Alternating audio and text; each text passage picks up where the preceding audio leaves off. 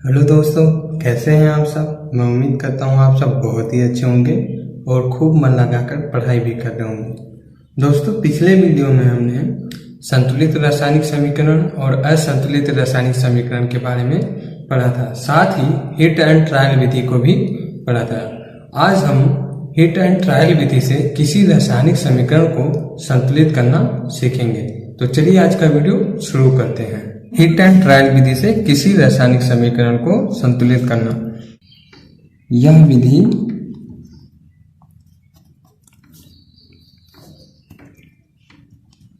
निम्न चरण में होता है।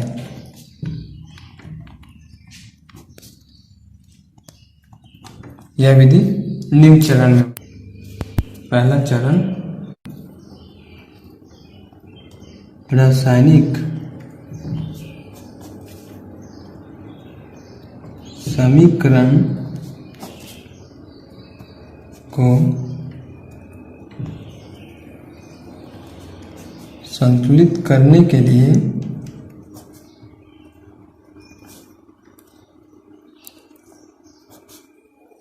सबसे पहले किसी भी रासायनिक समीकरण को संतुलित करने के लिए सबसे पहले प्रत्येक सूत्र के चारों तरफ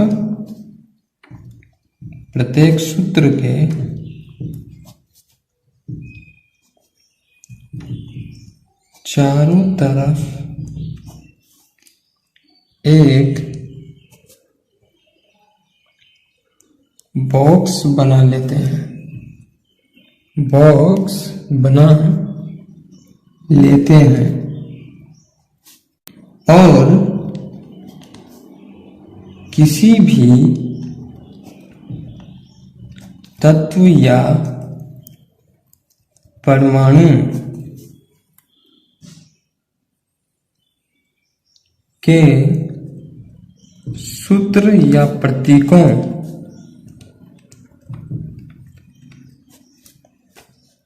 में किसी भी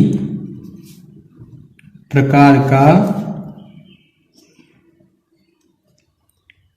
कोई परिवर्तन नहीं करना है। रासायनिक समीकरण को संतुलित करने के लिए सबसे पहले प्रत्येक सूत्र के चारों तरफ क्या करना है? बॉक्स बना लेना है। उसके बाद किसी भी तत्व या परमाणु के रासायनिक सूत्र या प्रतीकों में किसी भी प्रकार का कोई परिवर्तन नहीं करना है। इस बात को हमको ध्यान रखना है। जैसे एक उदाहरण से आपको हम समझते हैं।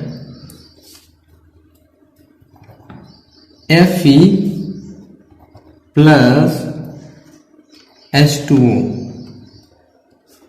ठीक है। आयरन और जल जब विक्रिया करते हैं तो प्लस H2O।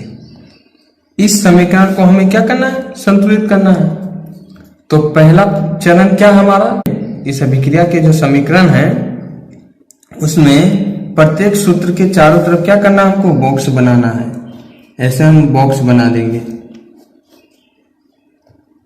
बॉक्स इसलिए बनाएंगे, ये बॉक्स इसलिए बनाया जाता है कि हमको क्या करना है? किसी भी तत्व या परमाणु के सूत्र या प्रतीकों में किसी भी प्रकार का कोई परिवर्तन नहीं करना है, इसलिए ये बॉक्स बनाया जाता है। ठीक है। तो पहले चरण में हमको यही करना है कि आपको कोई भी कंकाली समीकरण दिया होगा तो उसमें प्रत्येक सूत्र के चारों तरफ आपको क्या करना है? बॉक्स बना देना है। ठीक है। अब दूसरा चरण देखते हैं। इसका दूसरा चरण क्या है? ठीक। असंतुलित समीकरण में उपस्थित असंतुलित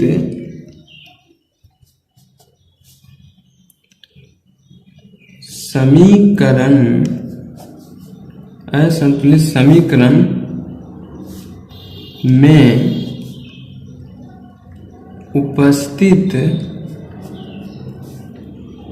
तत्वों के परमाणुओं की संख्या सूची बनाते हैं।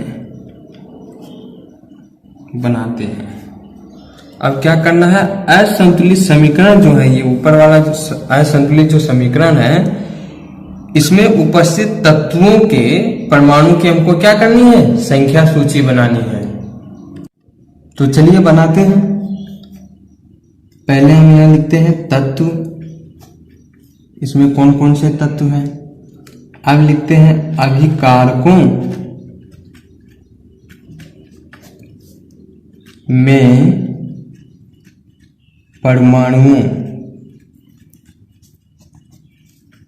की संख्या।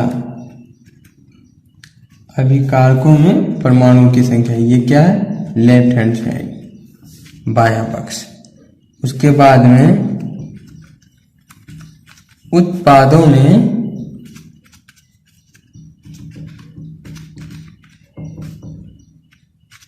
परमाणुओं की संख्या, यानी दायां पक्ष। इसकी क्या करनी है, सूची बनानी है। अभिकारकों में परमाणुओं की संख्या और उत्पादों में परमाणुओं की संख्या। तो हमारे पास कौन कौन से तत्व हैं इस समीकरण में, ऊपर वाले समीकरण में कौन कौन से तत्व हैं, आयरन है, उसके बाद में क्या है, हाइड्रोजन है, उसके बाद में क्या है, ऑक्सीजन है। अब देखिए इस समीकरण में, देखिए अभिकारक में अणुओं की संख्या कितनी है, 1 है।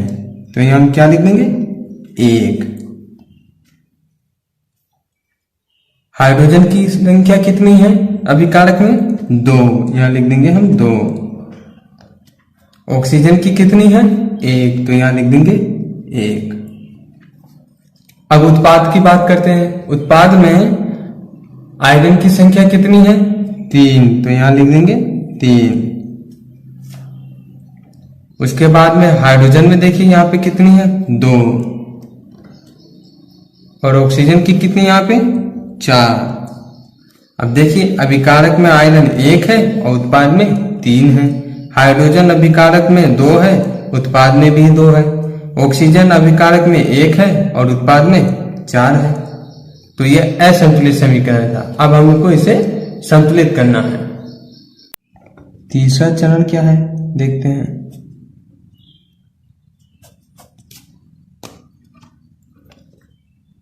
अभिकारक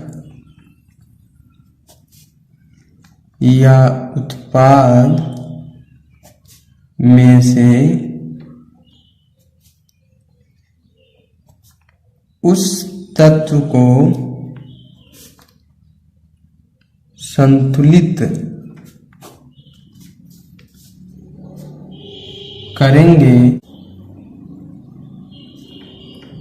जिसमें परमाणु की संख्या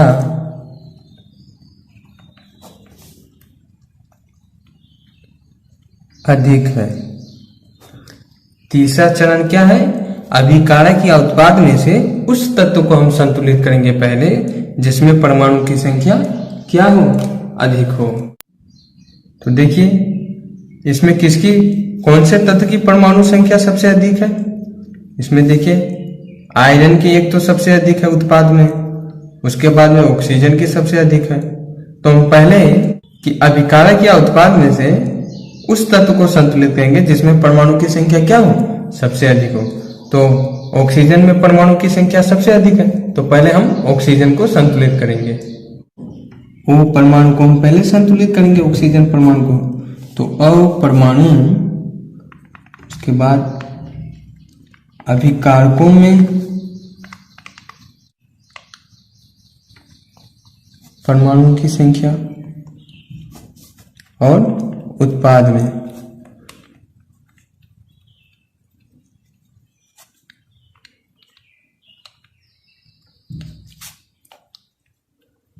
प्रारंभ में कितना था और संतुलित करने पर कितना होगा, संतुलित करने पर। तो देखिए अभिकारक में परमाणु की संख्या कितनी है, प्रारंभ में 1 है, और उत्पाद में ऑक्सीजन में परमाणु की संख्या कितनी है? 4 है। इसे संतुलित करने के लिए हम क्या करेंगे? अभिकारक में 4 से गुणा कर देंगे। तो अब देखिए संतुलित करने पे यहाँ पे अभिकारक में परमाणु की संख्या कितनी हो जाएगी? 4। और उत्पाद में पहले से परमाणु की संख्या कितनी है? 4। तो अब देखिए O परमाणु क्या हो गया? संतुलित हो गया। तो संतुलित समीकरण क्या होगा? अतः संतुलित समीकरण क्या होगा? अब आयरन के वहां पे कितने हैं? 1 है, Fe plus 4H2O, 4H2O। Oxygen के हमने बराबर किया है,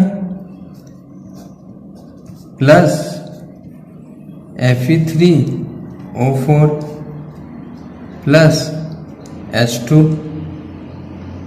ठीक, तो ऑक्सीजन के परमाणु को हमने क्या कर दिया? संतुलित कर दिया। देखिए यहाँ पे ऑक्सीजन के कितने परमाणु हैं? 4। और यहाँ पे कितने हैं? 4। ठीक है, लेकिन अभी भी यह समीकरण क्या है? संतुलित नहीं है, क्योंकि यहाँ पे आयरन के 1 अणु है और यहाँ पे कितना है? 3 है। समीकरण अभी भी संतुलित नहीं है, तो हमें इसमें आयरन तत्व के परमाणु को अभी संतुलित करना है।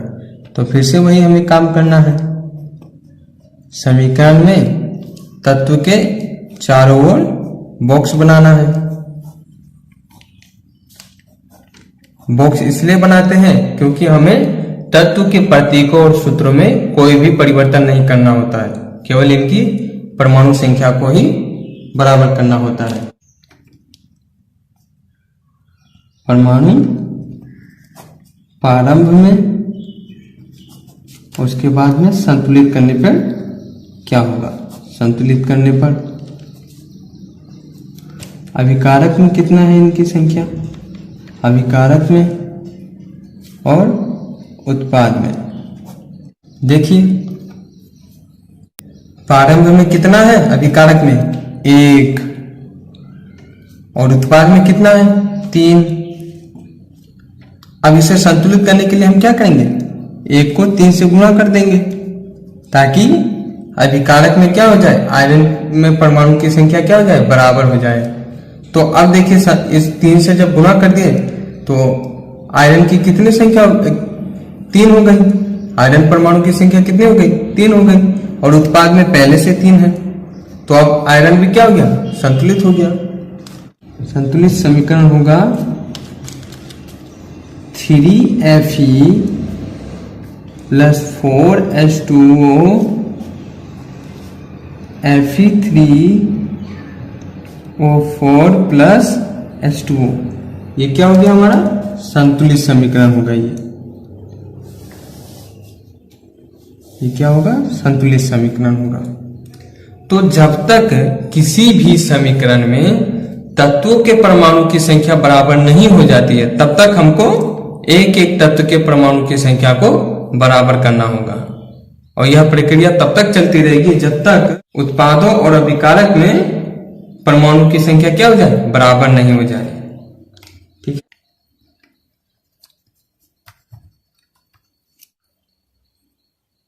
जब तक अभिक्रिया में उपस्थित यौगिकों में तत्वों के परमाणुओं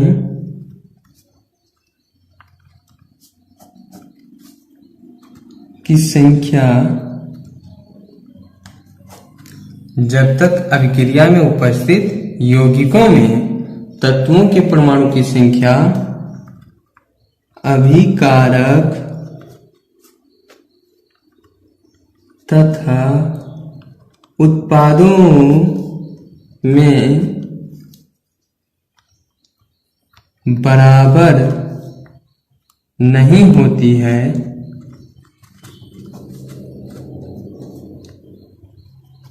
तब तक यह प्रक्रिया इसी तरह आगे चलती रहेगी जब तक अभिक्रिया में उपस्थित यौगिकों के तत्व के परमाणुओं की संख्या अभिकारक तथा उत्पाद में बराबर नहीं होगी, तब तक प्रक्रिया जो है इसी तरह आगे चलती रहेगी। अब आप देखिए, हमने आयरन की परमाणु की संख्या बराबर कर दी, ऑक्सीजन की परमाणु की संख्या बराबर कर दी, लेकिन हाइड्रोजन का परमाणु की संख्या क्या हो गया? असमान हो गया। कैसे? यहाँ पे देखिए 4 दूनी 8, यहाँ पे हाइड्रोजन के परमाणु की संख्या कितनी है? 8 है और यहाँ पे 2 ही है। तो अब हम क्या करेंगे? हाइड्रोजन के परमाणु की संख्याओं को संतुलित करेंगे। तो H परमाणु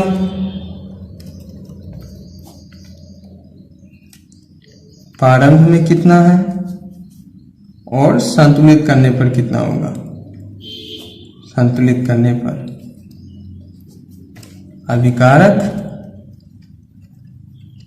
अभिकारकों में और उत्पादों में। देखिए, प्रारंभ में हाइड्रोजन कितना है? यहाँ पे अभिकारक में 8 है और उत्पाद में कितना है? 2 ही है। तो संतुलित करने पर तो अभिकारक में 8 ही रहेगा और उत्पाद में हमको क्या करना है? 4 से गुणा करना है। तो कितना हो जाएगा? 8 हो जाएगा। अब क्या हो गया? हाइड्रोजन भी संतुलित हो गया, ऑक्सीजन भी संतुलित हो गया और आयरन भी संतुलित हो गया। तो अब हमारा जो संतुलित समीकरण होगा वो क्या होगा? संतुलित समीकरण होगा 3Fe plus 4H2O Fe3O4 plus 4H2। ये क्या होगा? हमारा संतुलित समीकरण होगा। तत्वों के परमाणु की संख्या का आकलन। तो हम तत्व लिखेंगे, अभिकारक में परमाणु की संख्या और उत्पादों में परमाणु की संख्या। ये हमारा 5वां चरण है, परमाणुओं की संख्या। अब हम संतुलन का जांच कर रहे हैं। तो हमारे पास कौन कौन से तत्व हैं? आयरन है, हाइड्रोजन है, ऑक्सीजन है। तो अब देखिए, अभिकारकों में आयरन की संख्या कितनी है? 3। हाइड्रोजन की संख्या कितनी है? 4 दूनी 8। ऑक्सीजन की कितनी है? 4। अब यहां देखिए, उत्पाद में अभिकारक में परमाणु की संख्या कितनी है? 3। ऑक्सीजन की कितनी है? 4 दूनी 8 और हाइड्रोजन की कितनी है? 4। तो देखिए बराबर हो गया। संतुलित समीकरण हुआ 3Fe plus 4H2 Fe3O4 plus 4H2। ये हमारा क्या हो गया? संतुलित समीकरण। तो ऐसे स्टेप बाय स्टेप हम किसी भी रासायनिक समीकरण को संतुलित कर सकते हैं। एक उदाहरण से और समझते हैं हम। सोडियम जल के साथ क्रिया करके क्या बनाता है? सोडियम हाइड्रोक्साइड और हाइड्रोजन गैस उत्पन्न करता है। हमें इस समीकरण को क्या करना है? संतुलित करना है। तो देखिए, सबसे पहले हमने क्या पढ़ा है कि किसी भी रासायनिक समीकरण को संतुलित करने से पहले उसमें उपस्थित प्रत्येक तत्व के चारों ओर हमको क्या बनाना है? बॉक्स बना देना। हम इससे पहले चारों ओर क्या बना देते हैं? बॉक्स बना देते हैं। बॉक्स बना देते हैं। उसके बाद हम क्या करते हैं? अभिकारक और उत्पाद में उपस्थित प्रत्येक तत्व के परमाणु की संख्या का संख्या सूची बनाते हैं। ठीक है, पास यहाँ पे कौन कौन से तत्व है? सोडियम है, हाइड्रोजन है और ऑक्सीजन है। तो हम इनकी क्या करते हैं? संख्या सूची बनाते हैं, अभिकारक में और उत्पाद में।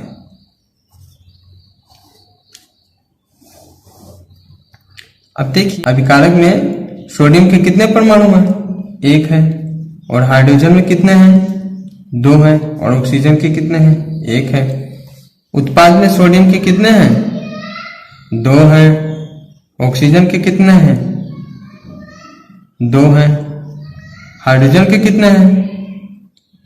2 और 2 4 है। तो सोडियम के 1 है अभिकारक में और उत्पाद में कितने हैं? 2। हाइड्रोजन के अभिकारक में 2 है और उत्पाद में कितना है? 4। ऑक्सीजन में कितना है अभिकारक में? 1 और उत्पाद में कितने हैं? 2। अब हम इसे क्या करेंगे? संतुलित करेंगे। तो सबसे पहले हम उस तत्व के परमाणु की संख्या को संतुलित करते हैं जिनमें परमाणु की संख्या क्या हो? अधिक हो। तो देखिए यहाँ पे हाइड्रोजन के परमाणु की संख्या कितनी है? अधिक है। तो पहले हम हाइड्रोजन तत्व को संतुलित करेंगे। तो H परमाणु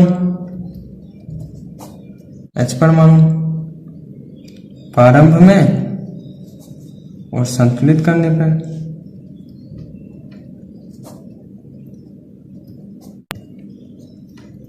अभिकारक में, उत्पाद में। प्रारंभ में हाइड्रोजन कितना है अभिकारक में? 2। उत्पाद में कितना है? 4। तो संतुलित करने पर क्या हो जाएगा? संतुलित करने के लिए हमको अभिकारक में 2 से गुणा करना होगा। तो देखिए 2 दूनी 4। अभिकारक में अब कितना हो जाएगा? 4 और उत्पाद में पहले से 4 है। Sodium plus 2H2O 2NaOH plus H2। अब देखिए सोडियम कितना है? सोडियम के 1 अणु है, यहाँ पे सोडियम के 2 अणु हैं, लेकिन हाइड्रोजन के यहाँ पे कितने अणु हैं? 4। और यहाँ पे कितने हैं? 2 इधर और 2 इधर। कितना हो गए? 4 हो गए। हम क्या करेंगे? सोडियम परमाणु को संतुलित करेंगे। तो Na परमाणु प्रारंभ में कितना है और संतुलित करने पर कितना होगा? संतुलित करने पर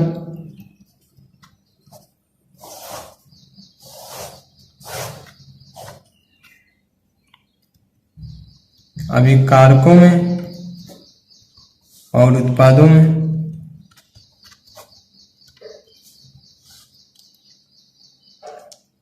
देखिए प्रारंभ में सोडियम कितना है? यहाँ पे अभिकारक में 1 है और उत्पाद में कितना है? 2 है। तो इसे संतुलित करने के लिए क्या करना होगा? 1 को हमें 2 से गुणा करना होगा। तो यहाँ पे 2 हो जाएगा और उत्पाद में पहले से 2 है। तो हमारा संतुलित समीकरण क्या होगा? संतुलित समीकरण 2Na प्लस 2H2O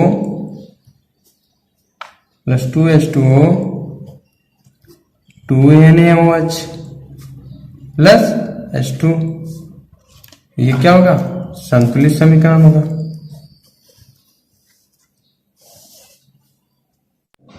तो दोस्तों उम्मीद करता हूं आपको किसी भी रासायनिक समीकरण को संतुलित करना आ गया होगा। तो दोस्तों इस वीडियो में यहीं तक। मिलते हैं नेक्स्ट वीडियो में नेक्स्ट टॉपिक के साथ। मैं उम्मीद करता हूं आपको ये वीडियो पसंद आया होगा।